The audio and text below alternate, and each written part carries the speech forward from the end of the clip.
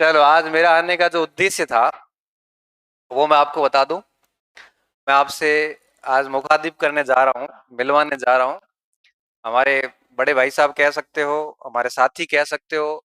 यदा कदा बहुत सारे पॉडकास्ट में, क्लासेस में मैं रघुनाथ बिश्नोई का नाम लेता हूँ कई बार। नहीं लिया? हाँ, तो रघुनाथ से मिलवाने जा रहा हूँ आपसे। हम लोग 2000 तकरीबन 8 के बाद से साथ है। बेरोजगारी के दौर से लेके अधिकारी बनने तक के दौर तक पूरी यात्रा हमारी साथ में रही है। यही वो एकमात्र व्यक्ति जिससे मैं सीखता भी हूँ। और कई बार हम लोगों के बीच में बड़े अच्छे से संबंध रहते हैं, हर प्रकार के। डांटता भी है, कई बार कूट भी देता है, एक दो बार कूटा भी था। राजस्थान यूनिवर्सिटी के उस हॉस्टल में थप्पड़ मारी थी, कैसे याद याद हो गई? मतलब पीटा मेरे को और कह रहा मैंने कुछ नहीं किया। एक गणित का प्रश्न था जिसका उत्तर 64 आ रहा था।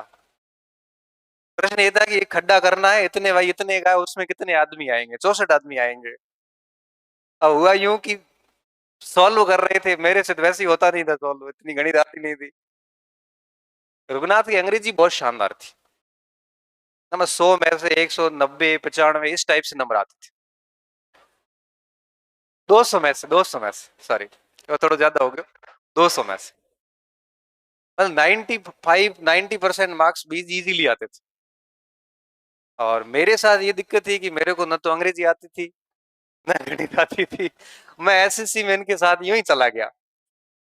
तो हुआ यूं कि वो प्रश्न मिला रहे थे और अपने तो वैसे हाथ खड़े थे। रघुनाथ खूब खपरा था इसकी कि खूब आदत एक इतनी बढ़िया है कि जब तक किसी समस्या का समाधान स्वयं नहीं कर लेता ना, तब तक उत्तर देखता नहीं है, ना समाधान देखता है।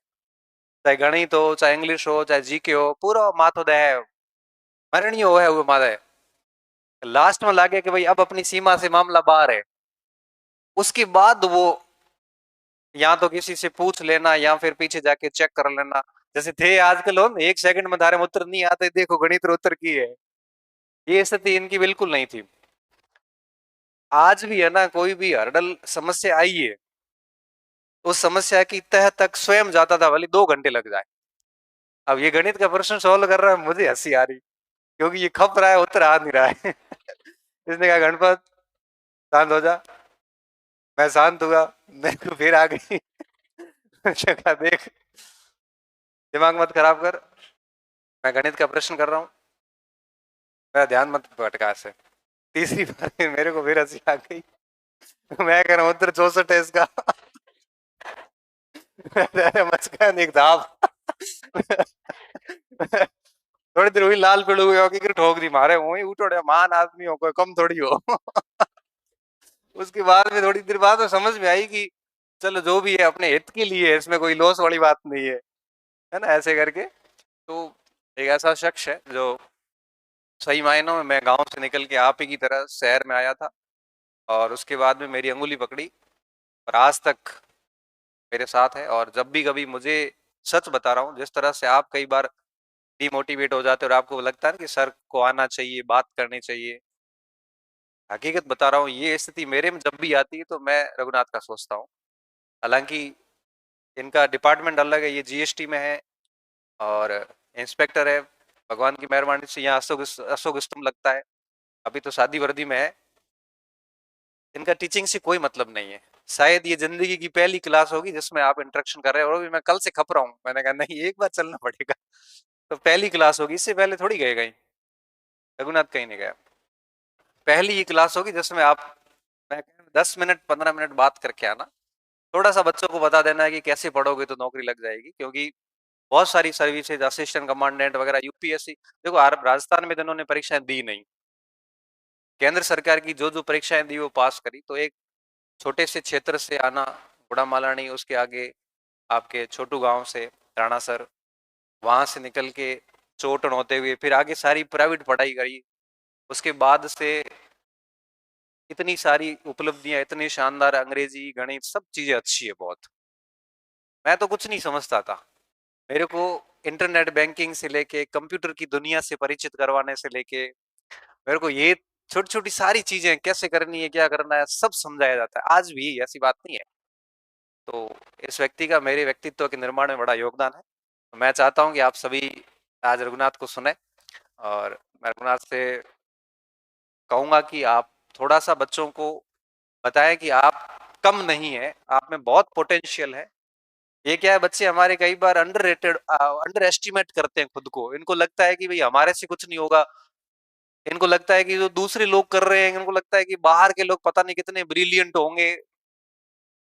अब ये रघुनाथ किसी महानगर से रिलेटेड नहीं है। रघुनाथ मैं इसलिए कह पा रहा हूँ क्योंकि हम बहुत साथ रहे हैं, तो इसको भी गणपत सिंह कहने में जोर आएगा, लेकिन कहना नहीं है क्योंकि कभी नहीं कहा। और तो मैं चाहता हूं कि आज थोड़ा सा इनको इस चीज से बाहर निकाला है कि आप कभी भी अपने आप को कमजोर ना समझे। बढ़िया मेहनत करोगे, बढ़िया पढ़ोगे, आप भी एक ना एक दिन बहुत अच्छी जगह पे जाओगे। व्यक्ति कुछ भी कर सकता है, अपने आप को कितना बढ़िया तैयार कर सकता है।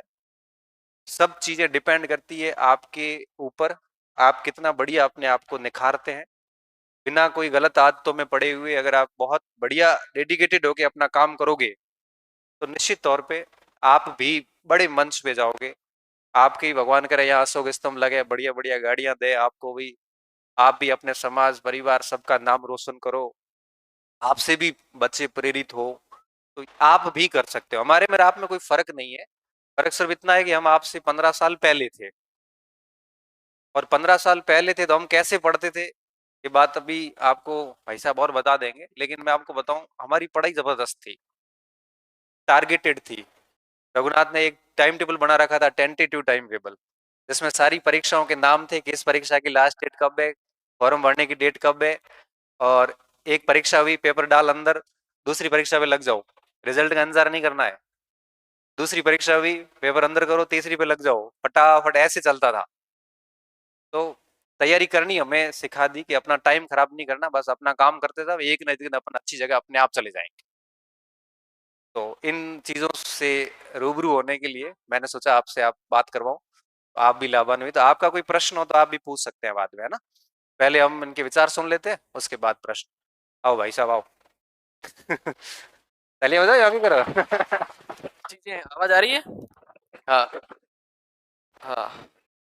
अरे हाँ, बहुत सारी चीजें जो आपको बोली है, ये स्टूडेंट के लिए जो मैं आज भी स्टूडेंट हूँ, आपको पता है कि नहीं, मैं एलएलबी कर रहा हूँ, मेरा फाइनल सेमेस्टर चल रहा है अभी। 15 साल बाद में भी आज भी हम पढ़ रहे हैं। तो मैं स्टूडेंट ही हूँ, कोई यहाँ के भाई कि मैं एक ऑफिसर हूँ या ऐसा कुछ आपको बताना लोग। गणपत सिंह जी ने बहुत कुछ कहा मेरे बारे में, ऐसा कुछ नहीं है, मैं एक नॉर्मल स्टूडेंट ही हूँ आज भी। दूसरी बात ये है कि हम एक सेट पैटर्न फॉलो करते थे, स्टूडेंट थे तब। अभी का स्टूडेंट अलग है, उस टाइम का बेरोजगार स्टूडेंट थे, और अभी हम रोजगार वाले स्टूडेंट हैं। तो एक सेट पैटर्न फॉलो करते थे। सबसे पहले मैं आपसे एक काम कहूंगा कि आप जब उठते हैं तो अपना बेड कौन कौन ठीक करता है, पहले मुझे इसका हाथ खड़े करिए कि हम सब उठ के अपना बेड सबसे पहले कौन ठीक करता है, स्पेशली बॉयज, लड़कियों का छोड़ो। हाँ वो कर हाँ, लड़कियां सारे, इधर से कोई नहीं करेगा। तो आप अपने डे का जो फर्स्ट टास्क है ना, वो आप कंप्लीट नहीं कर रहे हो, आपका फेल्योर वहीं से चालू हो जाता है। जहाँ आप रहते हैं, जहाँ आप पढ़ने बैठते हैं, वो चीज कम से कम ठीक करो पहले। ठीक है। मुझे पता है कि हम भी रहे हैं, तब हम भी ठीक नहीं करते थे, लेकिन हमने धीरे धीरे उसमें हैबिट में डाला। तो सबसे पहला टास्क होता है आप अपना सराउंडिंग्स ठीक करें, जहाँ आप रह रहे हैं, जिस रूम में रह रहे हैं, जिस घर में आप रह रहे हैं, वो आप ठीक करें। उससे क्या होता है कि आपको एक मोटिवेशन मिलता है कि मेरे दिन का आज पहला काम कंप्लीट हो गया है। ठीक है। उससे कंप्लीट होने से फिर आपको लगेगा कि मेरा नेक्स्ट काम क्या है, आपके माइंड में अपने आप आएगा। हम क्या करते हैं, पड़े रहते हैं बिस्तर पे, 8-9 बजे तक उठते नहीं है, तो ऐसा लगता है कि आलस से पड़े रहेंगे, कोई हमारा काम कंप्लीट नहीं होता है। फिर एक टास्क के बाद में एक डेली की एक लिस्ट बनाओ। जो मैं करता था वो बता रहा हूँ, हो सकता है आपके लिए फिट हो या ना हो। एक लिस्ट बनाओ, दो तरह की लिस्ट बनाओ, एक तो आपकी पढ़ाई की, एक आपके दूसरे कामों की। पढ़ाई की लिस्ट में ये बनाओ कि मुझे आज इसी सब्जेक्ट के ये टॉपिक करने हैं। ठीक है।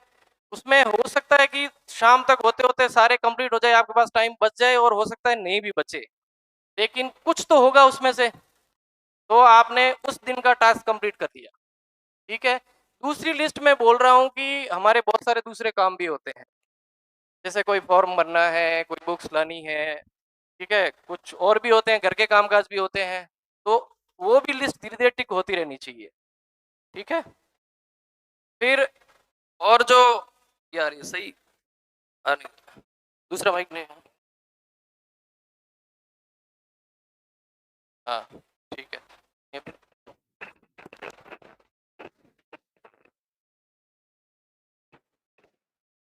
तो उसके बाद में फिर पढ़ने का पैटर्न, आप अभी सारे रीड की तैयारी कर रहे हैं लेवल 1 की, तो लाइफ में हमेशा एक अल्टरनेटिव रखो, केवल इस एग्जाम पे डिपेंड मत रहो।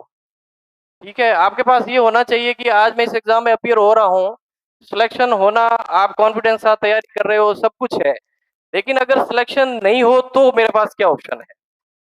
अगर वो ऑप्शन आपका, आप 12 महीने लगा रहे हो और आपका सिलेक्शन नहीं होता है, तो फिर आप एकदम ग्राउंड पे आ जाते हो, फिर आपके पास कोई दूसरे एग्जाम की प्रिपरेशन नहीं है, कोई बैकअप प्लान नहीं है। तो हमेशा एक बैकअप प्लान अपनी लाइफ में जरूर रखो। प्लान ए अगर नहीं होता है तो ठीक है, नहीं होता देन प्लान बी।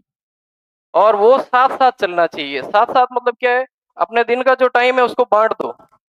ठीक है। जैसे जो एग्जाम दूर है, जो एग्जाम दूर है उसको थोड़ा कम टाइम दीजिए, और जो पास में है उसको ज्यादा टाइम दीजिए। फिर आप अपनी स्ट्रेंथ और वीकनेस को पहचानिए कि किस सब्जेक्ट में मैं अच्छा हूँ और किस में मैं ठीक नहीं हूँ। तो जिस सब्जेक्ट में आप ठीक है उसमें एक ठीक ठाक लेवल मेंटेन करते चलिए, और जिसमें ठीक नहीं है उस पर एक्स्ट्रा टाइम, एक्स्ट्रा एफर्ट। ठीक है। और एक कैलेंडर बना के रखिए, जैसे बोला आपके सर ने अभी कि हम भी एक ऐसा कैलेंडर बना के और ऐसे चिपका के रखते थे हमारी टेबल के सामने, कि आने वाले एक साल में यूपीएससी के, एसएससी के, आरपीएससी के, सबऑर्डिनेट सर्विस के जो भी एग्जाम्स होते हैं उनकी एक लिस्ट बना के रखिए, उनकी प्रायोरिटी डिसाइड करिए कि हमें किस एग्जाम के लिए ज्यादा मेहनत करनी है। ठीक है। तो ये चीजें हैं। और बुक्स के बारे में, हम उस समय भी ऑथेंटिक बुक्स पढ़ते थे, कोई गाइड वगैरह नहीं पढ़ते थे। तो ऑथेंटिक बुक्स में क्या है कि आपके जब नोट्स, शॉर्ट नोट्स हैं, हाथ से बनाया करिए जितना हो सकता है। चाहे किसी का कीवर्ड पकड़ लीजिए, तो कीवर्ड के बारे में आपको पता होना चाहिए कि इस कीवर्ड से मुझे क्या याद रखना है। ठीक है। और सब्जेक्ट वाइज फिर पुराने पेपर लीजिए आप, जो रिसेंटली जो चल रहे हैं ट्रेंड्स में, उस पेपर में रेंडमली आप किसी दिन एक पेपर करिए। ठीक है। उस पेपर में करने के बाद में कुछ क्वेश्चन आप छोड़ेंगे और कुछ क्वेश्चन आपके गलत होंगे। तो जो छोड़े हैं और जो गलत हुए हैं, इन दोनों को आपको डिफरेंशिएट करना है। कैसे डिफरेंशिएट करना है कि भाई गलत हुए हैं तो मेरे क्यों हुए हैं, या तो मैं पढ़ा हुआ भूल गया हूं या मेरा कंसेप्ट क्लियर नहीं है। तो उसमें फिर आप क्या करिए कि रिवर्स जाइए। हम लोग क्या करते थे, जैसे एक क्वेश्चन गलत हो जाता था, जैसे हम दोनों साथ पढ़ते थे, तो हम उस टॉपिक को जब तक क्लियर नहीं करते थे तब तक दूसरे क्वेश्चन पे नहीं जाते थे। मतलब इस लेवल का हमारा डिवोशन था किसी पेपर के लिए। तो जब यूपीएससी का हम लोग असिस्टेंट कमांडेंट का एक बार तैयारी कर रहे थे, मेरे पास केवल 20 दिन थे एक एग्जाम के लिए। तो उन 20 दिनों के एग्जाम में हम लोग दोनों, मैं और आपके सर, महावीर पार्क में बैठते थे दोनों, और रात में केवल 4 घंटे सोते थे, 12 से 4। और उन 20 दिन में वो यूपीएससी का एग्जाम हमने क्रैक किया था।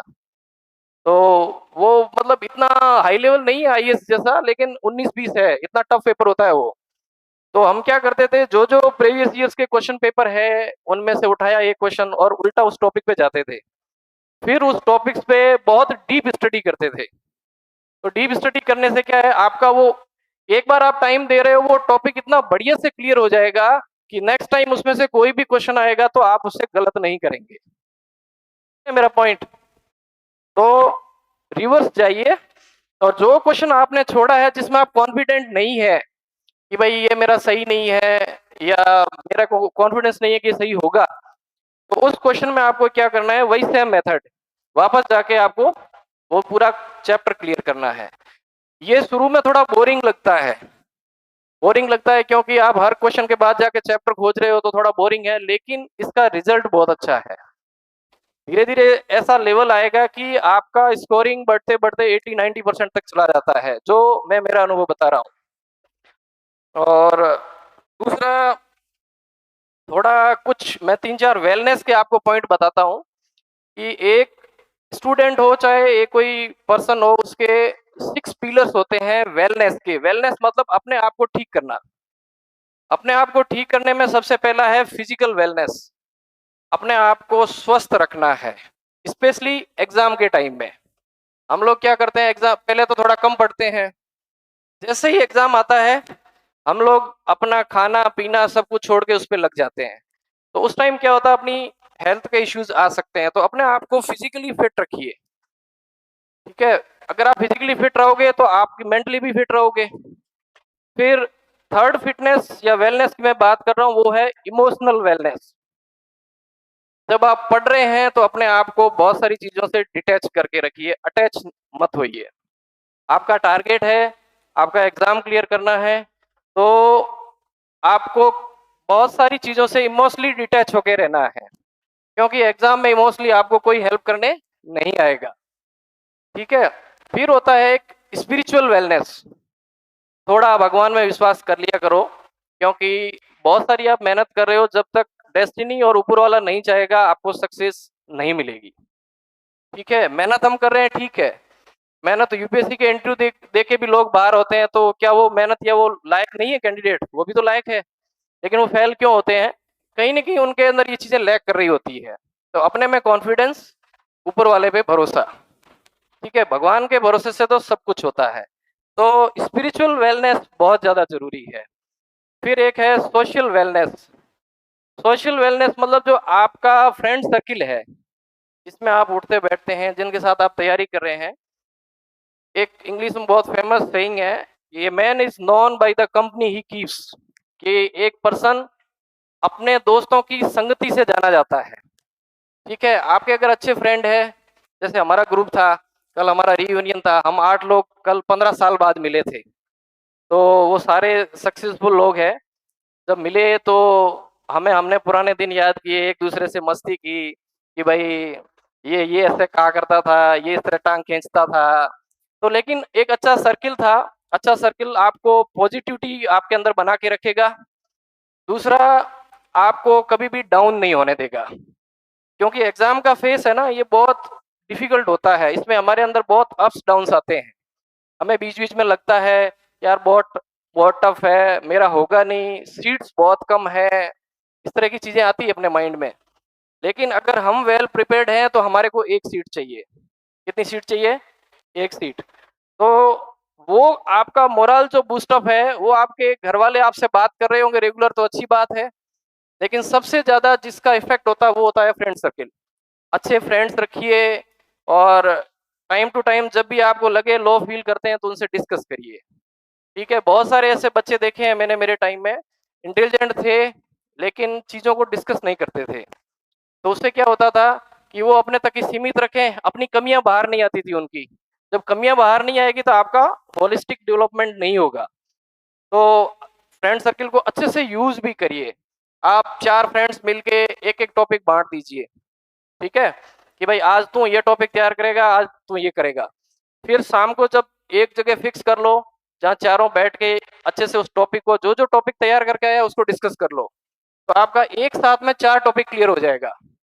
और जो चीजें पढ़ने से ज्यादा हमें सुनने से याद रहती है, जैसे ही हम एक दूसरे से सुनेंगे कि भाई आज वो कोई राजस्थान कला एवं संस्कृति पे कोई एक टॉपिक दे दिया कि त्योहार याद करके आने हैं या मेले याद करके आने हैं। मैं राजस्थानी, हालांकि मैंने कभी दिया नहीं एग्जाम, तो लेकिन टॉपिक्स तो यही होते हैं। तो 3-4 टॉपिक एक साथ तैयार होंगे तो आपका सिलेबस भी बहुत फास्ट कवर होगा। और दूसरा, जहां आपका एग्जाम का कैलेंडर आप लगाते हो कि ये एग्जाम मुझे देने हैं, उसके सामने आप अपना सिलेबस रखिए। जैसे ही एक सिलेबस का टॉपिक पूरा होता है उस पर राउंड मार दीजिए कि ये चीज मेरी कंप्लीट हो गई है। जब सारा सिलेबस कंप्लीट हो जाता है तब आप मॉक टेस्ट या प्रीवियस ईयर्स के क्वेश्चन पेपर है तब चालू करें। और उसको चालू करने के बाद में जो मैंने बताया, फिर आपको रिवर्स जाना है। रिवर्स स्टडी करनी है। जो क्वेश्चन आपका गलत हो रहा है, जो छूट रहा है, उस पर रिवर्स जाकर टॉपिक क्लियर करना है। धीरे धीरे आपका अपने आप इम्प्रूवमेंट होता जाएगा। और सबसे ज्यादा इंपॉर्टेंट है जो मैंने आपको बताया, अल्टरनेटिव प्लान, जो दूसरे एग्जाम के भी साथ में लेके चलना है।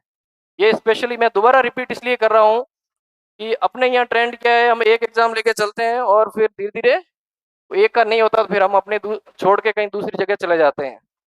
और कोई इस सर्विस को पाने का या नौकरी पाने का प्रेस्टीज इश्यू नहीं बनाना है। प्रेस्टीज इश्यू मतलब कि भाई मुझे अगर यही करना है, यही नहीं होगा तो मेरा क्या होगा। लाइफ बहुत लंबी है, उसमें बहुत अपॉर्चुनिटी है। गवर्नमेंट सेक्टर में हो जाए तो ठीक है, अगर गवर्नमेंट सेक्टर में नहीं भी होता है तो और भी बहुत सारे ऑप्शन है। जो प्राइवेट सेक्टर के ऑप्शन है वो मैं बताऊं आपको, गवर्नमेंट से आज की तारीख में ज्यादा अच्छे हैं। अभी कोई भी गवर्नमेंट है, जैसे सेंट्रल गवर्नमेंट में आज पेंशन नहीं है आज की तारीख में, तो जैसे प्राइवेट वाला जॉब कर रहा है वैसे ही हम जॉब कर रहे हैं, कोई फर्क नहीं है। आप समझ रहे हो कि आपका फ्यूचर सिक्योर है, ये ऐसा कुछ नहीं है। आपका ही सैलरी में से ही पैसा काटेंगे, उसी से ही वो लोग पेंशन देंगे। तो बहुत ज्यादा मतलब मर के यही करना है ऐसा कुछ नहीं है। अपने इसी वे में जो चीजें हो रही है उसको करते रहिए और अपने गोल पे फोकस्ड रहिए। छोटे छोटे टारगेट लीजिए, जैसे एक दिन के टारगेट ले लिए, कुछ वीकली टारगेट्स ले लिए हमने, और हफ्ते में एक दिन ऐसा रखिए उस दिन कुछ भी नया नहीं पढ़ना है। चाहे संडे ले लो, चाहे सैटरडे ले लो, एक डे फिक्स कर लो। हर दिन तो भाई ठीक नहीं है, फिर तो ये भीड़ इकट्ठा करने की जरूरत नहीं है, मैं तो ये कहूंगा। तो एक दिन ऐसा रखो जिसमें नया कुछ भी नहीं पढ़ना है। जो पुराने पढ़े हैं, जो आपको चीजें डिफिकल्ट लगती है, उनको रिवाइज करिए। अल्टीमेटली आपके एग्जाम में रिवीजन ही काम आएगा, एक बार में पढ़ा हुआ काम नहीं आता है। ठीक है, बाकी अगर 1 to 1 आपको कुछ डाउट्स है, कुछ इंटरेक्शन करना है, मैं प्रवचन में ज्यादा विश्वास नहीं करता हूँ, तो इंटरेक्शन हो तो ज्यादा अच्छा है। कि कुछ आपकी कोई समस्याएं हैं, किसी भी तरह के कोई डाउट्स है, या पढ़ने के तरीके में कोई चीज है, तो आप मेरे से डिस्कस कर सकते हो, वो हमें ज्यादा अच्छा लगेगा। ठीक है, बाकी आपका फ्यूचर सेफ हैंड्स में है। आपके फैकल्टीज जहां तक मैं जानता हूँ अच्छी है, सब बढ़िया पढ़ा रहे हैं। ठीक है माइक, कोई भी हो आप ऐसे ही बोल सकते हो खड़े होके, जिसको भी कोई किसी भी तरह का डाउट हो तो बिल्कुल संकोच नहीं करना है। मैं भी स्टूडेंट हूँ, मैंने आपको पहले मेरा इंट्रो ऐसा ही दिया है, और मैं स्टूडेंट हूँ भी, आज भी चीजें सीखता हूँ, आज भी चीजें लिखता हूँ, पेपर्स देते हैं। Hello hello hello.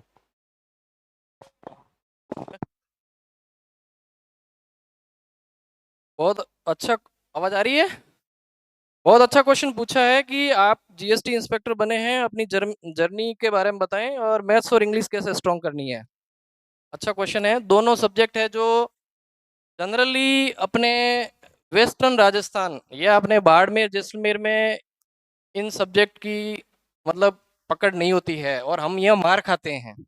हम सेंटर के जॉब में ज़्यादा क्यों नहीं है, क्योंकि हम इन दो सब्जेक्ट में मार खाते हैं। साइंस आजकल फिर भी ठीक हो गई है। मैं सबसे पहले ये कहूँगा कि मैथ्स और इंग्लिश ये दो ऐसे सब्जेक्ट है, या तो ये तो गुड होते हैं या नन होते हैं। ठीक है, तो या तो बहुत अच्छा होगा जिसका अच्छा होगा, और जिसका अच्छा नहीं होगा वो चाह के नहीं कर सकता। ठीक है, तो इसके लिए क्या है, हमारे या तो जिस समय हम शुरू में पढ़े थे तब हमारे बेसिक्स ठीक हो।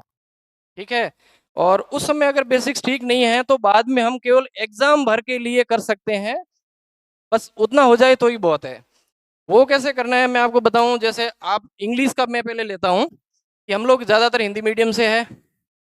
हिंदी मीडियम में डायरेक्ट आप इंग्लिश की बुक पढ़ोगे हमें समझ में नहीं आएगी। तो सबसे पहले इंग्लिश के लिए आप हिंदी इंग्लिश वाली ग्रामर की एक बुक लेके आइए।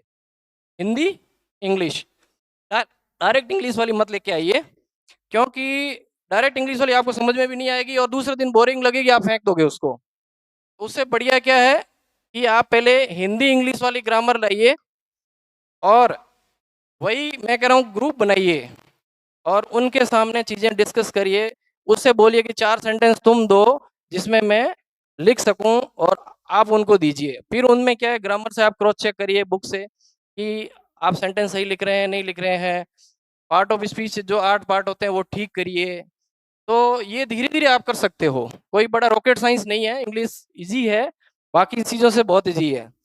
तो ग्रामर लाइए, फिर थोड़ी थोड़ी वोकैब पढ़िए, बढ़ाइए अपनी थोड़ी थोड़ी वोकैब में। जैसे आपको कोई एक वर्ड दिख गया, न्यूज़पेपर, चलो ठीक है, न्यूज़पेपर आप पहले दिन नहीं पढ़ पाओगे। जैसे बोलेंगे कि आपको कोई सलाह देगा कि हाँ न्यूज़पेपर ले लो और उससे इंग्लिश ठीक हो जाती है, ऐसे इंग्लिश ठीक नहीं होती है। न्यूज़पेपर कब लाना है, थोड़ा ठीक ठाक लेवल हो जाए, उसके बाद में न्यूज़पेपर में आपको अपनी इंटरेस्ट की न्यूज़ पढ़नी है। भाई जो क्रिकेट देखता है खेलता है उसको क्रिकेट की न्यूज़ पढ़नी चाहिए, तो उसको मजा आएगा उसको पढ़ने में, और कुछ वर्ड वहाँ वो पकड़ लेगा। ठीक है, किसी को पॉलिटिक्स में इंटरेस्ट है, मोदी जी में या जिसमें भी, उनके बारे में पढ़िए। किसी को इकोनॉमिक्स के बारे में है, उनके बारे में पढ़िए। तो ये धीरे धीरे डेवलपमेंट होगा आपका। ग्रामर सुधारिए और फिर लिखिए, इंग्लिश लिख के दूसरे से चेक कराइए। ठीक है ना, आप जब तक चेक नहीं कराओगे आप ऐसा रहोगे मेरे को बहुत कुछ आता है, ऐसा होता नहीं है। आप दूसरे से चेक कराइए, तब जाके आपको पता चलेगा। अच्छा, ये वो साइकोलॉजिकल इश्यूज है। फिर मैथ्स में क्या है, मैथ्स में इजी इजी टॉपिक पहले लीजिए, छोटे छोटे टॉपिक लीजिए। जैसे अरिथमेटिक लीजिए आप पहले, अंकगणित। अंकगणित में जोड़ भाग गुणा भाग तो सबको आता है। फिर आप हल्का सा आगे बढ़िए, औसत पे जाइए, फिर परसेंटेज पे जाइए, ऐसा करके जाना पड़ेगा। आप डायरेक्ट सोचो कि मैं सीधा ट्रिगोनोमेट्री करूंगा, ऐसे नहीं होगा। ठीक है, तो धीरे धीरे स्टेप बाय स्टेप जाइए, सब ठीक होगा। एक दूसरी यही है कि सर कंटिन्यूटी नहीं बनती, हर छोटी छोटी बात पर डीमोटिवेट हो जाते हैं। आप डीमोटिवेट नहीं होते थे क्या? देखो, डीमोटिवेटेड होते हैं, सब होते हैं, ऐसा कोई नहीं है कि भाई हम डीमोटिवेटेड नहीं होते थे। डीमोटिवेटेड सब होते हैं। और मोटिवेशन के लिए पहले तो अपने आप को मोटिवेट करना होता है। Self motivation is the best motivation. मैं आके यहाँ भाषण झाड़ूंगा, घंटे पर रहेगा, फिर बोलोगे ये तो कोई मतलब नहीं है, तो बोल के चले गए, वो दूसरे दिन भूल जाते हैं। तो सबसे बड़ा मोटिवेशन होता है सेल्फ मोटिवेशन। आप जो गोल बना रहे हो, आप यहाँ बैठे हो कि हमें रीट एग्जाम क्लियर करना है, तो डेली 1 या 2 बार उठ के बोलना है कि भाई यस मुझे एग्जाम क्रैक करना है। ठीक है, तो वो आपको थॉट है ना, वो आपके माइंड में दिन भर आपको मोटिवेटेड रखेगा। और दूसरा, फोकस्ड रहना है। फोकस्ड मतलब क्या है कि जैसे हमारे सर पहले जब हम तैयारी कर रहे थे, तो हम बैठे पढ़ रहे थे, तो एक दोस्त का कॉल आता है कि अरे गुरु कहाँ हो, एक हमारे को फॉर्म भरना है। तो गुरु बोले कि हाँ ठीक है मैं आता हूँ अभी। ये वहां से पैदल चल पड़ते थे, वहां पैदल चल के जाके और 3-4 घंटे अपने बिगाड़ के आ जाते थे। ठीक है, 1-2 बार मैंने देखा, मैं भाई ये क्या तरीका है। अगर आप इस तरह, तो अगर 3-4 घंटे डेली के बिगाड़ेंगे, मतलब हेल्प करनी अच्छी बात है, लेकिन एक लेवल तक। ऐसा नहीं कि कोई बोल रहा है और आपने 3-4 घंटे वेस्ट कर रहे हैं, तो फिर आप क्या होंगे, डीमोटिवेटेड ही होंगे। और क्या, जब एग्जाम नजदीक आएगा तो बैलेंस बना के रखिए कि कौन सी चीज मुझे करनी जरूरी है और कौन सी नहीं करनी है, ना देना सीखिए। ठीक है, कितना ही करीबी फ्रेंड है आपकी, अगर पढ़ाई में डिस्टर्ब हो रहा है, उसको अच्छे सलीके से मना कर दीजिए। ठीक है, अंग्रेजी में नहीं आता तो भाई मैं पढ़ रहा हूँ, अपन ये बाद में कर लेंगे। ठीक है, तो उससे क्या है, उसको एक बार बुरा लगेगा, लेकिन अगर वो समझदार है तो वो समझ जाएगा कि हाँ ये सही कह रहा है। ठीक है ना। और एक क्वेरी और थी।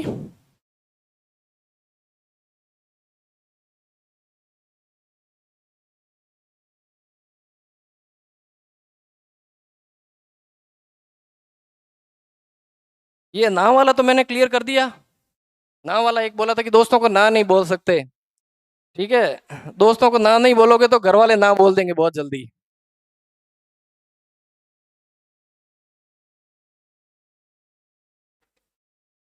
धैर्य कैसे रखें, समाज एवं पारिवारिक समस्याओं का दबाव होने के बावजूद। अच्छा, आगे का मैं नहीं बोलूंगा।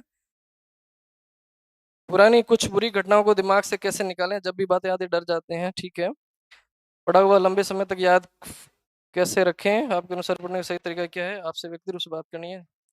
देखो, जिसकी व्यक्तिगत समस्याएं हैं वो मैं सार्वजनिक नहीं करूंगा, आप व्यक्तिगत रूप से मिलें, ज्यादा बेटर रहेगा। और बाकी पढ़ा हुआ लंबे समय तक याद कैसे रखें, मैंने आपको बीच में बताया कि रिवीजन जरूरी है। आपको मैंने हफ्ते में 1 दिन बोला नहीं, नया नहीं पढ़ना है।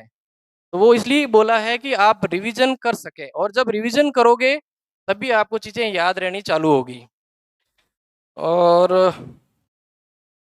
ठीक है, बाकी पेशेंस, पेशेंस बहुत मुश्किल चीज है, इतनी इजीली मिलती भी नहीं है बाजार में। पेशेंस हमें ही रखना होता है, ठीक है।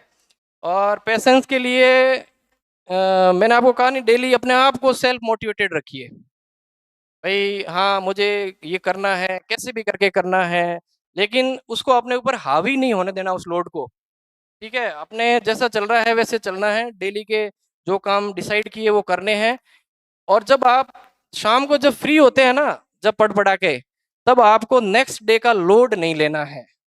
हम लोग जब पढ़ते थे तो जो आज का काम हो गया है उसको लेके हम, जब हो जाता था हमारा, हम निश्चिंत हो जाते थे, बातें करते थे बैठ के, और बढ़िया गपशप करनी है अपने, कोई इसमें प्रॉब्लम नहीं है। ठीक है, और कुछ?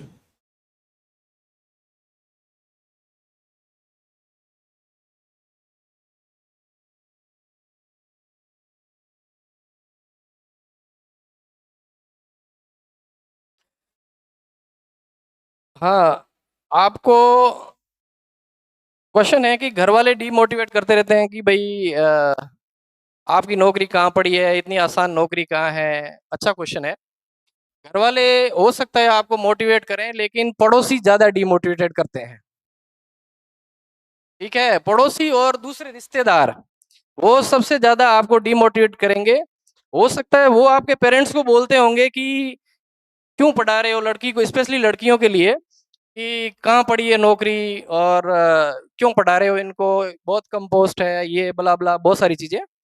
तो आपको उसमें क्या करना है कि आपको घर वालों को वापस मोटिवेट करना है, और कोई सॉल्यूशन नहीं है। उन्होंने जिस दिन ठान लिया ना कि भाई हमें नहीं पढ़ाना है, फिर आपको नहीं पढ़ाएंगे। तो आपको टाइम टू टाइम मोटिवेट करना है उनको कि मेरी पढ़ाई ठीक चल रही है, और मैं आपसे वादा करती हूँ कि मैं बहुत टाइम, थोड़े टाइम में मैं अच्छा रिजल्ट दूंगी। आप अगर उनसे बात करेंगे, कन्वर्सेशन करेंगे, उनको मोटिवेट करके, उनको समझा के ऐसे चलेंगे, तो ये समस्याएं नहीं आएगी। आप साल 2 साल बैठे हैं, आपका रिजल्ट सिलेक्शन होना अलग चीज है। एक एग्जाम में आपका रिजल्ट दिख जाता है कि आपके एफर्ट्स क्या है। तो अगर आपके एफर्ट्स है तो वो दिख जाएंगे, जरूरी नहीं है फाइनल सिलेक्शन होना। आप बोल सकते हो कि मैं करीब हूं, तो मैं, मेरा हो सकता है। ठीक है, तो ये चीजें रखिए। ओके, और भी कुछ हो तो आप खुले हो, कोई भी डिस्कशन कर सकते हैं, जो कोई दिक्कत नहीं है।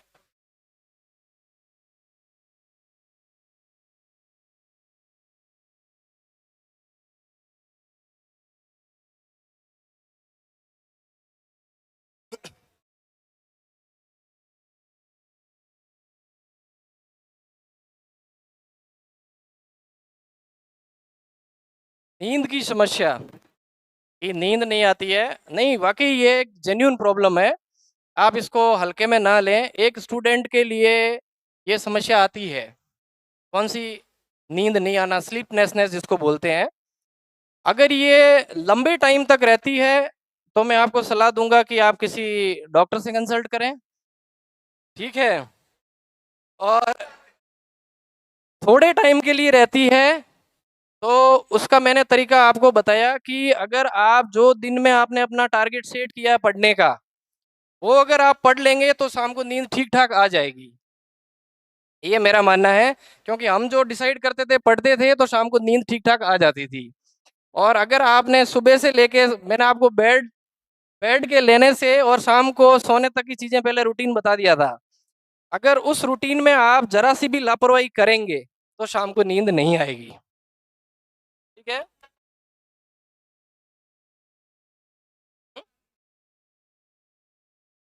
भाई ज्यादा आ रही है तो सुखी आदमी हो। ठीक है, उसका, उससे बढ़िया तो कोई चीज ही नहीं है। और नींद से अच्छा तो कुछ होता ही नहीं है। सोते रहो, 24 घंटे सोते रहो, कभी तो उठोगे ना, उठ के पढ़ लेना।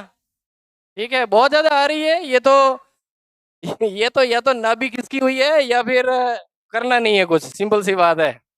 ठीक है, तो ऐसा है। और बैलेंस्ड रहेंगे तो आपको नींद भी ठीक आएगी। अपने रूटीन को थोड़ा दुरुस्त रखिए। ठीक है, मैंने आपको बताया है, फोकस्ड रहिए दिन में, अच्छा फ्रेंड सर्कल डेवलप करके बढ़िया से टारगेट करिए, ठीक ठाक रहेगा आपका मामला। और दूसरा अभी जो रीट का पैटर्न चेंज हुआ है, थोड़ा मैं इस पे बात करना चाहूंगा। ये यूपीएससी और आरपीएससी में इस तरह के क्वेश्चन पहले से आते रहे हैं, आपके लेवल पे ये क्वेश्चन पहली बार आए हैं। तो इस बार जो आपने एग्जाम दिया है तो आपको लगा होगा कि ये पहाड़ कहाँ से आ गया हमारे ऊपर, नहीं आया इनका? इसमें आप में कोई अपीयर नहीं हुआ है? अच्छा, तो आप लोग लकी हो कि आप पहले से जग जाओ, ठीक है। नहीं तो फिर क्या है कि ये जो पैटर्न है इसमें अभी वन लाइनर वाली अप्रोच नहीं चलेगी। वन लाइनर अप्रोच आप समझ रहे हो, एक सीधा सीधा क्वेश्चन आता है और उसका आंसर है, वैसे क्वेश्चन आपको नहीं आएंगे। इसमें आपको फैक्ट भी याद रखने हैं।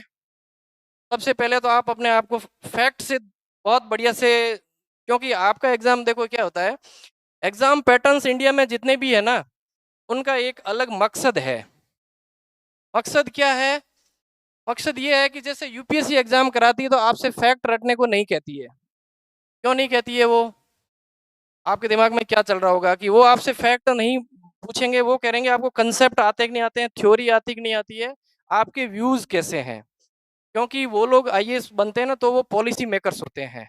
इस देश में जो भी जिस भी मिनिस्ट्री की कोई पॉलिसी बनती है हमारे लिए, वो पॉलिसी मेकर्स होते हैं, तो उनको फैक्ट याद नहीं रखने हैं, फैक्ट तो हम नीचे से भेजेंगे ना।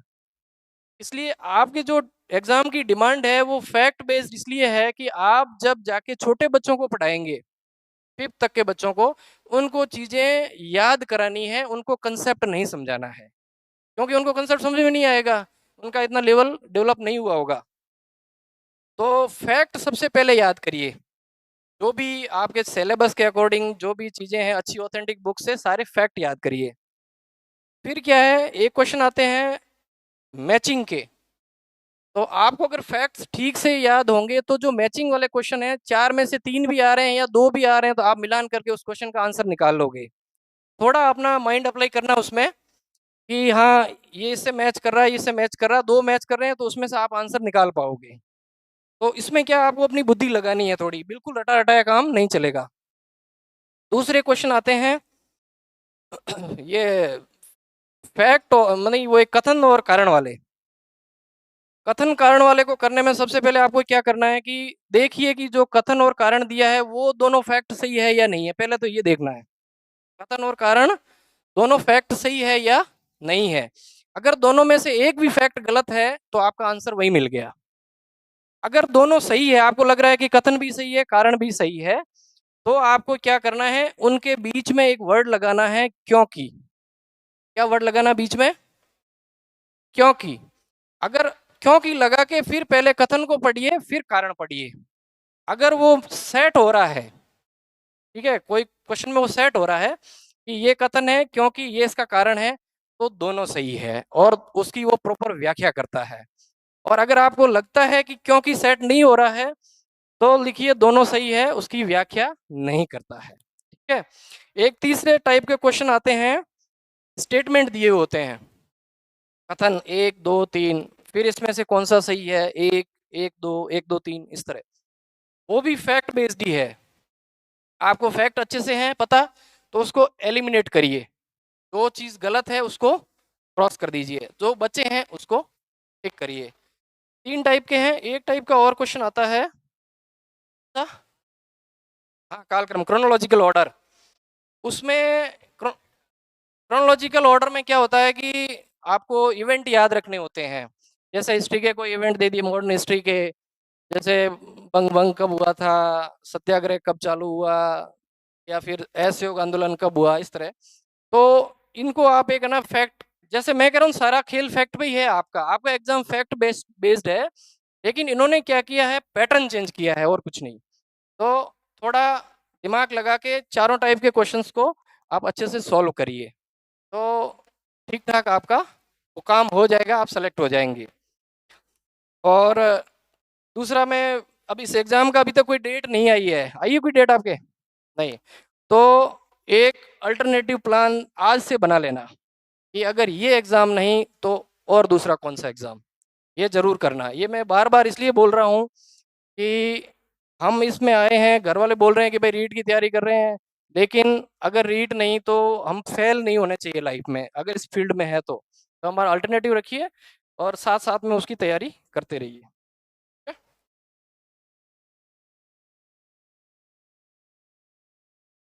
बाईलिंगुअल बुक्स मैथ्स और इंग्लिश की किरण की आती है। किरण में ना बाईलिंगुअल बुक की पूछ। हाँ वही बाईलिंगुअल बोल रहा हूँ ना मैं।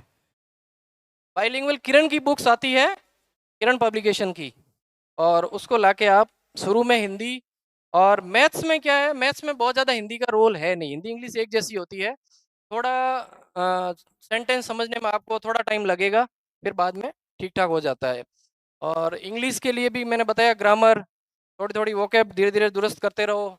और लिखो, लिखना चालू करो। आपकी जनरेशन सबसे बड़ी दिक्कत क्या है, आप लिखते नहीं है। हाँ मोबाइल में बहुत लिखते हैं, देखो आपके सर ही बोल रहे हैं। मोबाइल में तो इतना हाथ फास्ट चलता है कि अगर ये एग्जाम में अलाउ करे तो सारा वहीं से दें उत्तर हम। ठीक है, तो थोड़ा पेन चलाओ। जब तक आप लिखोगे नहीं, जब तक आप लिखोगे नहीं, आप अपने आप को एक्सप्रेस नहीं करोगे। एक कोड वर्ड हम लोग फॉलो करते थे, KAE। अगर आप लिख सको तो लिख लो, KAE। ये कोड था हमारा। के फॉर नॉलेज, के फॉर नॉलेज, के फॉर कोलकाता, के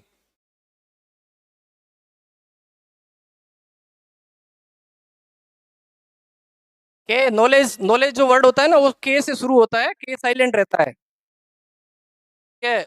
अंग्रेजों को किसी ने पूछा कि ये कभी आप के साइलेंट कर देते हो, कभी डी साइलेंट कर देते हो, ये कभी आप कुछ दूसरा वर्ड लेटर साइलेंट कर लेते हो, इसका पीछे क्या राज है। तो अंग्रेज ने थोड़ी देर सोच के बोला कि यही तो राज है कि इस पे हमने दुनिया पे राज किया है। ठीक है, तो ये के जो साइलेंट है, नॉलेज। नॉलेज मतलब आप अपना फैक्ट याद करिए, जो आप एग्जाम का सिलेबस है उसको पूरा अच्छे से तैयार कर लीजिए। दूसरा वर्ड होता है ए फॉर एनालिसिस।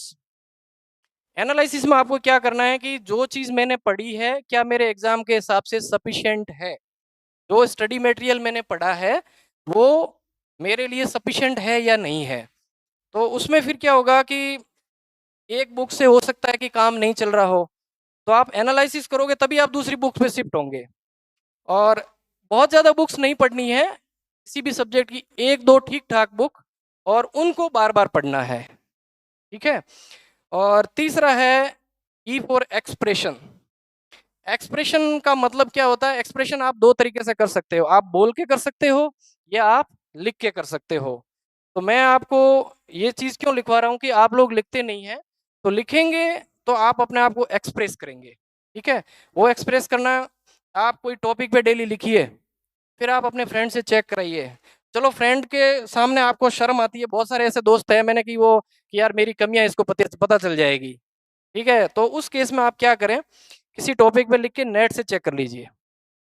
ठीक है, कि मैंने जो लिखा है वो एक लेवल तक है या नहीं है।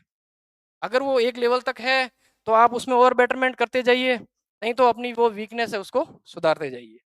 ठीक है, चलो बहुत बढ़िया। और आप लोग अच्छे से कर रहे हैं, आपकी फैकल्टी भी अच्छे से कर रही है।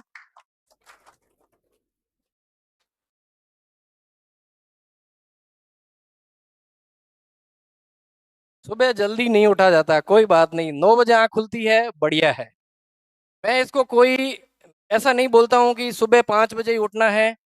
ये इस तरह का टाइट शेड्यूल अपने आप का नहीं रखना है, लेकिन जब भी उठो उसके बाद से अपना टाइम का प्रॉपर यूज करना है। ठीक है ना। कभी ट्राई करो रोज का 10-15-15 मिनट कम करने का। मान लो 9 बजे आपकी आँख खुलती है, तो अलार्म लगाओ एक दिन 8:45 का या 8:50 का। तो 8:50 और 9 में बहुत ज़्यादा फर्क नहीं है, तो आप 10 मिनट पहले उठेंगे। ऐसा करते करते या तो टाइम रिड्यूस करिए, और ये नहीं होता है तो कोई बात नहीं, जब जागो तभी सवेरा। ठीक है, उठो, और उठने के बाद में हमें आलस नहीं करना है। मैंने आपको बताया ना कि आप, मैंने बेड वाला क्यों एग्जांपल दिया था आपको, कि वहां से हम स्टार्ट करते हैं, वो कभी भी स्टार्ट करो आप, लेकिन स्टार्ट करने के बाद में अपना जो हमने सेट किया है उसको प्रॉपर फॉलो करना है।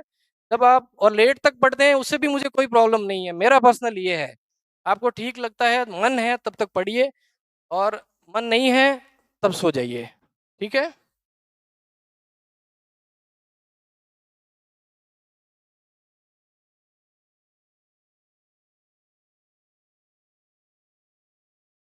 एक दो बार पेपर में फेल होने पे डीमोटिवेटेड हो जाते हैं, बहुत सारे एग्जाम्पल है, आपने सोशल मीडिया पे हजारों ऐसे एग्जाम्पल देखे होंगे कि कोई 20-20 30-30 एग्जाम में भी फेल हुआ है। ठीक है, तो एग्जाम में फेल होना कोई क्राइम नहीं है, कोई अपराध नहीं है।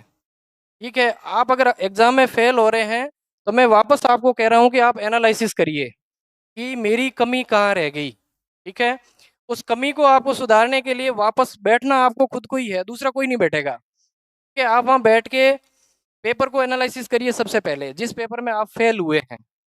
तो मैं आपको वापस वहीं ले जाता हूँ कि जब पेपर में आप फेल हुए हैं तो इसका मतलब आपका या तो सिलेबस कंप्लीट नहीं था, या आपका पढ़ने का तरीका ऐसा था कि आपके कंसेप्ट क्लियर नहीं थे। ठीक है, या आपने ठीक ढंग से याद नहीं किया था। वापस मैं वही कहूँगा कि पेपर का एनालिसिस करो और उस पर रिवर्स जाओ, उल्टा जाओ, उस पर टॉपिक क्लियर करो दोबारा अच्छे से, जो कमियां रही है उसमें सुधार करो और फिर लग जाओ। ठीक है, ऐसा तो है नहीं कि उसमें भाई एक एग्जाम से फेल होने से आपकी ज़िंदगी पूरी हो गई, ऐसा तो कुछ है नहीं। ठीक है, चलो, ऑल द बेस्ट, आप बढ़िया करें नेक्स्ट एग्जाम में। ठीक है, थैंक यू ऑल।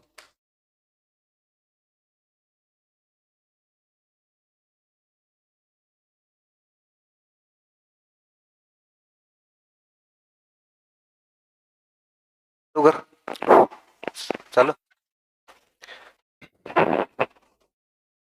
क्या हमें पर्चे केड़ दिए थे हमारे वास्ते। बीए बीएड और स्पेशल बीएसटी दोनों डिग्री एक सी 70 में पूरी हो रही है, तो वो मान्य है? नहीं मान्य है, क्योंकि दोनों रेगुलर है और रेगुलर डिग्री दोनों एक साथ मान्य नहीं होगी। सोशल स्टडी की रेगुलर क्लासेस वापस कब से, अपनी क्लासेस अब शुरू हो जाएगी जैसे ही वीरेंद्र जी फ्री हो जाएंगे।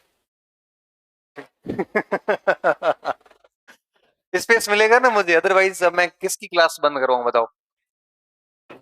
पांच लगा दो, ऐसे नहीं होता।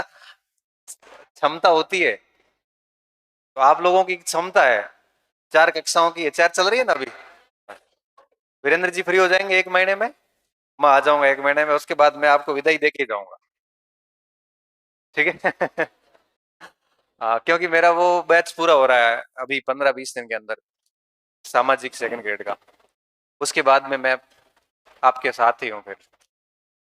अब बढ़िया है ना, आपने मिडिल ऑर्डर निकाल दिया, ओपनर में आया था, मिडिल ऑर्डर निकाल दिया, फिनिशिंग अपन करेंगे मस्त एकदम। ठीक है, 1 महीने के भीतर आ जाऊंगा मैं। मोबाइल से छुटकारा कैसे पाए? फेंको पर बंद वो करे यहाँ करे झगड़ा। हाँ, अपने आप छुटकारा मिल जाए। छुटकारा क्यों पाणु थन, मोबाइल रखो ना पास में, इसके अच्छे यूज भी तो है। लेकिन आपको अपनी इंद्रियों पे कंट्रोल करना है कि मुझे इसका ज्यादा यूज नहीं करना है।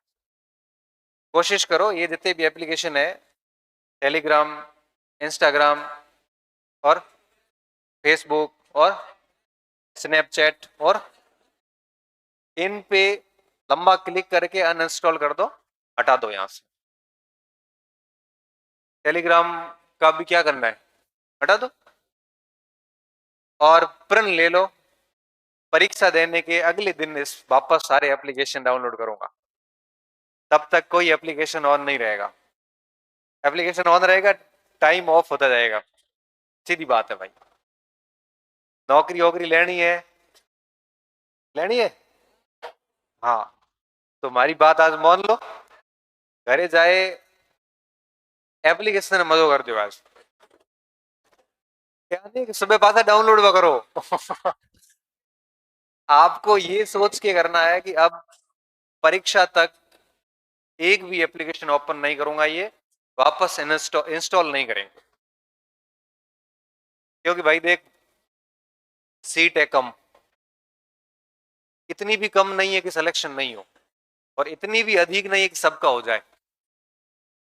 इतना भी मुश्किल नहीं है सिलेक्शन की नहीं होता, और इतना भी टफ नहीं है कि नहीं होता, बहुत मुश्किल काम, ऐसा कुछ भी नहीं है। हम लोग पढ़ते थे, मुझे अच्छे से याद है, मेरी अंग्रेजी कमजोर थी, हम दिल्ली में थे दोनों रूम पार्टनर, ऊपर D3 हमारा फ्लैट था, एक रूम था, फ्लैट तो क्या भाई, सुबह क्या करता, 5 साढ़े 5 उठ जाता, उठ के गणपत पग लगा दो, खड़ो पढ़ो, विस्तर पढ़ो कर विस्तर पढ़ो क्यों? अब तू अखबार पढ़, खुद सो जाता, खुद सो जाता, मतलब आप सोचो दिल्ली की ये ठंड नवंबर दिसंबर में, और मैं चुपचाप अखबार पढ़ रहा हूँ। अब क्या हुआ, अखबार पढ़ते पढ़ते मैंने एक शब्द बोला, नेगोटिएशन। आप कंबल उड़ाई हटाई, वापस बोलो। मैं नेगोटिएशन, नेगोटिएशन नहीं, नेगोशिएशन एक बोले, एक कौन सा था, इनिशिएटिव मैं कह रहा हूँ इनिटिएटिव, लग रहा है वापस बोल, मैंने कहा इनिटिएटिव इनिशिएटिव, मैं तो अंग्रेजी से भरोसा उठ गया तो पढ़ते थे वाकई में, बहुत ऐसे ईमानदारी से मेहनत करते थे। सिलेबस की लाइन टू लाइन, 3 पेज का सिलेबस है तो 3 पेज ही पता थे किस परीक्षा का क्या पाठ्यक्रम है। उसके बाद हर एक पाठ्यक्रम, जैसे मान लो ये पूरा पाठ्यक्रम है, क्लिक किया हुआ था कि ये हो चुका है, ये हो चुका है, ये अभी हुआ नहीं है। पाठ्यक्रम के हर बिंदु के नीचे या तो अंडरलाइन थी, या उसका क्लियर था कि इसमें से कौन से टॉपिक रह गए हैं, कौन से अच्छे से कर लिए। फिर जब प्रतियोगिता दर्पण वगैरह आती थी, उसमें पेपर आते हैं पुराने, तो हमें आज भी याद है, जैसा अभी रघुनाथ बता रहा था, जैसे प्रश्न अटेम्प्ट किया, अब इसमें 3 स्थितियां बनती थी, या तो होगा नहीं, या सीधा हो जाएगा, या गलत होगा। सीधा हो गया वो तो हमने ज्यादा उस पर माथापड़ी नहीं करी। अगर छूट गया है, बिल्कुल नहीं हो रहा है, तो हम उस टॉपिक पे जाते थे, उस टॉपिक में पढ़ते थे कि भाई हो क्यों नहीं रहा, हमारी किताब में था नहीं या क्या था। अगर गलत हुआ है तो वापस रिवर्स जाके उस टॉपिक को बहुत अच्छे से तरीके से चेक करते थे कि गलती कहाँ रही। इससे क्या होता था कि एक एक पॉइंट पर पकड़ हो जाती थी, हर एक मुख्य बिंदु अच्छी तरीके से याद था, और जो नहीं आ रहा था उस पर कोशिश कर रहे थे कि उसको औसत पे लाए, जो औसत आ रहा था उसको ठीक करने की कोशिश की जा रही थी। उसका परिणाम ये था कि हम इजीली एग्जाम पास कर रहे थे, इजीली मतलब, क्योंकि आप सेना से आए थे उस समय, तो इतना ज्यादा जीके वगैरह पढ़ा हुआ नहीं था, इंग्लिश गणित पढ़ी हुई थी, ये सारा बाद में पढ़ा, और बहुत आराम से सिलेक्शन लिए, सारे सारे जनरल से, विष्णु जनरल में आते हैं सेंट्रल गवर्नमेंट में, सारे जनरल से सिलेक्शन, टॉप 100 में रैंक्स, अच्छी अच्छी रैंक्स के साथ में सिलेक्शन। उसकी पढ़ने के तरीके उसको मैं नजदीकी से देखता था कि कितना बढ़िया तरीके से चीजों को कवर कर रहा है। तो इसलिए क्या है कि अगर हम एक साल बढ़िया मेहनत कर लेते हैं, मेहनत के ढोंग नहीं करते हो, तो देखो व्यक्ति न तो मोबाइल याद आता है, न समझना सवरना तैयार होना याद आता है, दिमाग में केवल एक ही बात आती है, भैया पढ़ ले, नहीं तो और जो गाँव में आगे। अभी वैकेंसी है नहीं, ऑफ सीजन है, तो इसको आप जितना बढ़िया तरीके से पढ़ोगे उतना सिलेबस तैयार होगा। अभी आपकी तो हालत ये है कि प्रशांत जी कह रहे थे कि अंग्रेजी की क्लास से पहले दौड़ के जाते हो आप। अब क्लास से आप दौड़ के जाते हो, अंग्रेजी की क्लास में ही नहीं बैठते, तो अंग्रेजी कैसे ठीक होगी? हम हथियार पहले ही डाल के बैठे हैं। तो कोशिश करो कि कोचिंग हम क्यों आए हैं, कोचिंग हम इसलिए आए हैं कि कोई भी पोर्शन छूटे नहीं। अगर आप इस तरह से छोड़ोगे तो फिर कुछ भी नहीं होना, प्रयास तो करो, फिर नहीं होता तो अलग बात है। तो अभी आप बढ़िया पढ़ाई कीजिए, मार्च के लास्ट वीक में या अप्रैल फर्स्ट वीक में मैं आता हूँ वापस। अपना शेड्यूल बनाइए बढ़िया, शाम को आप ऐसे कोचिंग में रहते हो तो एटलीस्ट सुबह सुबह आप 2-4 घंटे जो कुछ भी पढ़ा है, जिस दिन आप कोचिंग में आना शुरू किए थे उस दिन से जो जो लिख रहे थे उसको वापस शुरू करिए आप। मॉर्निंग में 3-4 घंटे आप, जहां से हमने कोचिंग स्टार्ट करी थी ना, शुरू दे पहले दिन से, वो सारे पोर्शन अब रिवीजन करना शुरू करिए। तो डेली 3-4 घंटे करोगे तो आगामी 3-4 महीने में आप आराम से उसको निपटा दोगे। तो 2-3 घंटे, 3-4 घंटे आप आराम से उसको रिवीजन करते रहिए, नहीं तो क्या होगा कि भूल जाओ, आपको खुद को लगने लगेगा कि क्या मैंने ही लिखा था ये, क्या स्थिति आ गई है, आ गई है तो क्योंकि अपना बैच शुरू हुआ था अक्टूबर में, नवंबर में। तो ऐसा नवंबर से आप आज नियम बना लो कि आगे 2 महीने में, नवंबर से लेकर और मार्च तक जो पढ़ा है, तो आगे के 2 महीने में पूरा रिवीजन कर लो एक बार। सुबह सुबह 3-4 घंटे बैठोगे तो आराम से हो जाएगा। क्या हो बेटा? नहीं नहीं, छोड़ दो ना, रेगुलर वाला भले मत छोड़ो, भले पढ़ना छोड़ दो भले। अभी आप शुरू कर दो वापस, नवंबर से लेकर मार्च तक का पूरा एक बार पढ़ लो। 2-2 3-3 घंटे बैठोगे तो मुझे लगता है कि 4-5 रजिस्टर पढ़ लोगे आप। और जब तक आप ये पूरा बैकअप पूरा करोगे, उसके बाद में जो आगे का पीछे रहा होगा वो फिर पढ़ लो।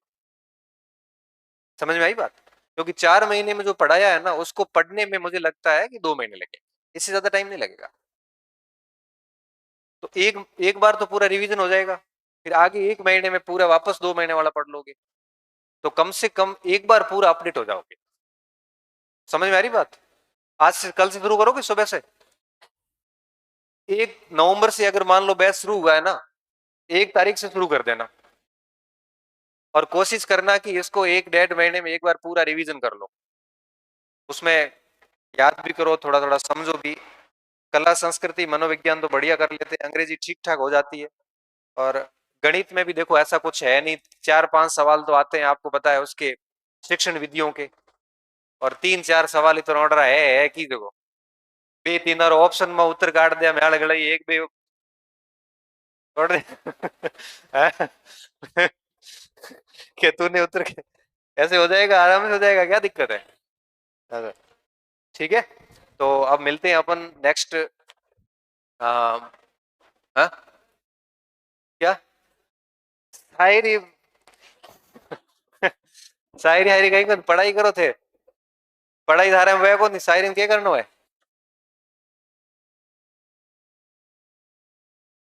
क्लास का टाइम सुबह का रखें? अभी नहीं, अभी नहीं, अब कब करेंगे? ये गर्मी आएगी तो हाँ घड़ी गर्म है वो टाइम, हनो क्या था गर्म है ना, तो ठंड पड़े एक बार थोड़ा सा टीचर्स फ्री हो जाए उसके बाद करते हैं। ठीक है, एक बार टीचर गुरुजी फ्री हो जाए, उसके 10-15 दिन आप और रुको, उसके बाद में अपन छुट्टियों में 1-1.5 महीने मॉर्निंग में क्लास ले लेंगे। ठीक है, पाछे वर्षाळो आए पाछे आवरे ने पाछे भले पाछो हियाळो आए न करे जेड़े, तो पाछे मारे कोर्स पूरो वही कौन के। कोर्स भी जो हैंग हुआ थारे की करनो, कोर्स पूरो करना, आपकी वैकेंसी आएगी तब तक आपको फ्री कर देंगे। अरे हाँ इस ना पढ़नो ना अभ्यास करनो करनो की है, नौकरी लेनी है बढ़िया। ठीक है, अपन मिलते हैं वापस मार्च लास्ट वीक में, बढ़िया पढ़ाई करो। सारे बैच रे शिकायत तो आ रहे थे टाबरों, हाँ? आपके बैच की शिकायत मेरे पास 3-4 आई है, मुझे बिल्कुल पसंद नहीं है कि आपकी शिकायत आए। तारो बड़ो लाड को प्यारो बैच कह रहे हो ये दिख रहा कुटी जाएगा, दे पंखे माथे कुटी जाए कदे क्या माथे कुटी, शर्म आवे थारा मारा मार थोड़ा बहुत तो इज्जत राखो कि मास्टर बनने जा रहा हो उनसे लड़ी जो हो तो शर्म आवे कौन, कहीं थोड़ी बहुत है महीन बचोड़ी। ऐसे ऐसे लड़ा झगड़ा मत करो, आप तो शिक्षक बनने जा रहे हो, और जो जिस पेशे की ओर अग्रसर होता है ना, उसको अपना व्यक्तित्व वैसा बना देना होता है। आप शिक्षक बनने जा रहे हैं तो आपको अभी से शिक्षक की भांति व्यवहार करना पड़ता है। आप पुलिस में थोड़ी जा रहे हो, कांस्टेबल, पुलिस कांस्टेबल का ये काम होता है लड़ाइयां शांत करना, झगड़े शांत करना, कह रहे थाप ठोकनी, क्योंकि उनका काम है वो, उनका उनका निपटना ही क्रिमिनल्स से है। आपको तो बच्चे मिलेंगे भोले भाले बावड़ा पहुंची रहा चौथी रहा टाबरी आता है, उम्र थाप टेक दे तो टाबर मरता है। इसलिए थोड़ा सा संयम रखो, व्यवहार रखो। मेरे को कल युवराज जी बता रहे थे, आज ही बता रहे थे कि सर थोड़ा उनको कह के आना बच्चे के लड़ाई झगड़ा बीजान थोड़ा बदमाशी करे। हम थे बच्चा कौन नहीं हो, बच्चा मैं कौन भले थे, आप लोग बड़े हो चुके हैं, आप कब इस बात को समझोगे? ठीक है, चलो क्लास लो, आप निकलते हैं। आपको बहुत बहुत धन्यवाद। हम और उम्मीद कर रहा हूँ कि जिस दिन वापस आऊंगा 1 महीने बाद, उस दिन आप मुझे यह कहोगे कि सर हमने 2 महीने का जो पढ़ा था नवंबर दिसंबर का, हमने रिवीजन बढ़िया कर लिया। ये बात आएगी मेरे तक, सच या झूठ? धन्यवाद।